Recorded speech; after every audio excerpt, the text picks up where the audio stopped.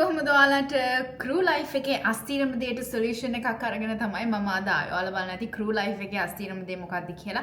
වෙන මොකුත් නෙමෙයි මේ කොණ්ඩේ ළමයි. මොකද once you become a crew ඔයාලට කොණ්ඩේ නම් තියාගන්න හම්බෙන්නේ නැහැ. හැබැයි මම සාමාන්‍යයෙන් කොණ්ඩේ යනවට පාවිච්චි කරන oil එක හදන්න තමයි අද මම ඇවිත් ඉන්නේ. එහෙනම් අපි යමු